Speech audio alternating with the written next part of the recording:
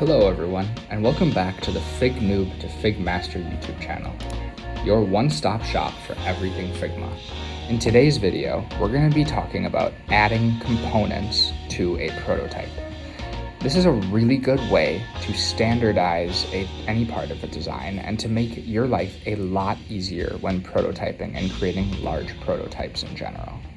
This is going to be something that you're going to want to stick around for, so we're going to get right into it.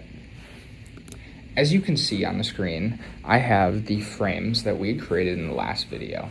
And in the last video, we did a really good job actually taking these frames and turning it into a functional prototype. Let's take a look.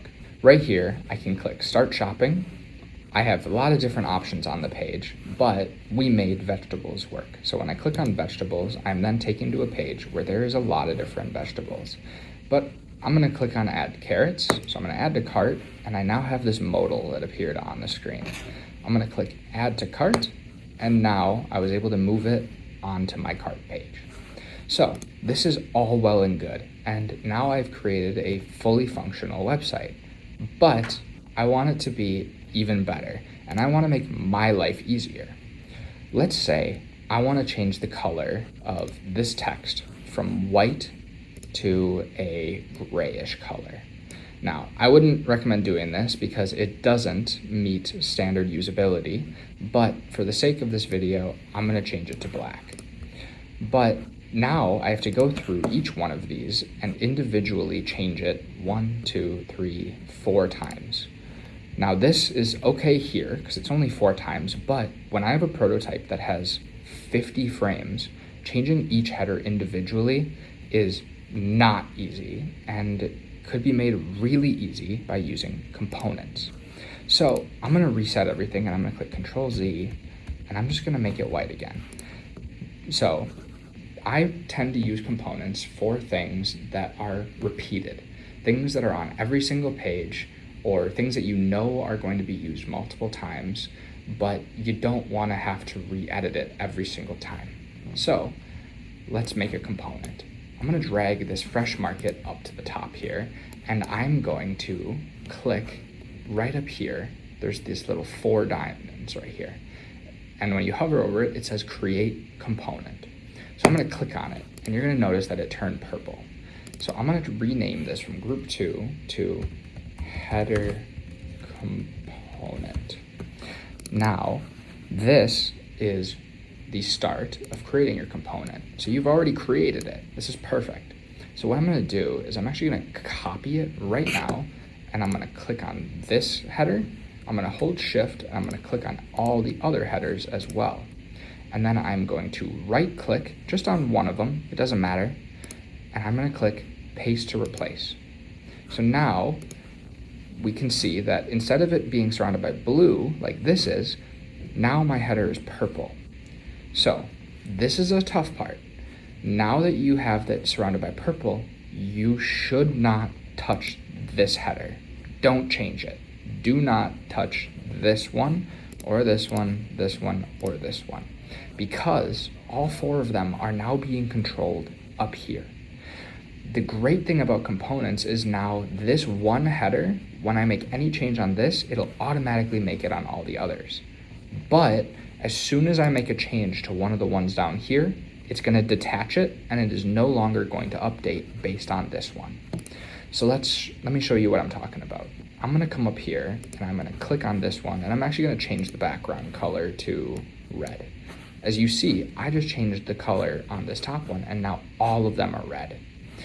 Now this is great because it makes it really easy to change something that's repeated a lot. Like I said, this is super useful on projects where you have like a header or a search bar that's repeated a ton of times, but if you need to make a small change, you don't want to make that change 50 times. You can make the change 1 time and it'll update on all of them. But let me show you what happens if you do edit one of these boxes and it ends up taking you away and disconnecting you from your main component. So I'm going to come here and I'm just going to change this to fresh markets. Now, I only changed one thing, but because I changed the text, if I come over here and I remove the word fresh, as you can see, it still says fresh markets here, but all the other one now only say market. So what you can do if you want to reconnect it is you can right click on it and you can go reset instance. You click reset instance and now it's back to market. This is really useful because I know even now I still find myself accidentally editing any of these sub components instead of the main component. And it's totally okay, it's gonna happen, you're gonna use the wrong one. Just know that all you gotta do is right click and then click that button to reset your component. So let's add the header back, so it is fresh market. And now I'm gonna do something that will make all your lives really easy. In the last video, I talked about how if I click on fresh market and I drag over to here, it'll send me back to the first page. That's good, but I had to do it 3 other times and click on each individual header to move us back to this home page. But what I'm gonna do, because this header is on every single page, I'm gonna grab on my little barn and I'm gonna grab on fresh market. I'm gonna group them together because I want it so that if I click on the barn or I click on the name, it's gonna take me to the home page. And I'm gonna click interactions. I'm gonna click on click, navigate to the home page. So now when I do that, if I click on this one, it automatically did it. So now I will always go to the home page regardless of where I am when I click on that header. Even if I make a completely new component based on this one, all I did was copy to create this one.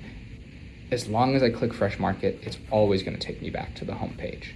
So from now on, all you need to do when you create a new page is grab your main component right here and copy it and drag it off. And you can just use this and keep on making copies of this main one because it'll always keep updating based off this main one, and you can create the children versions off of the main one.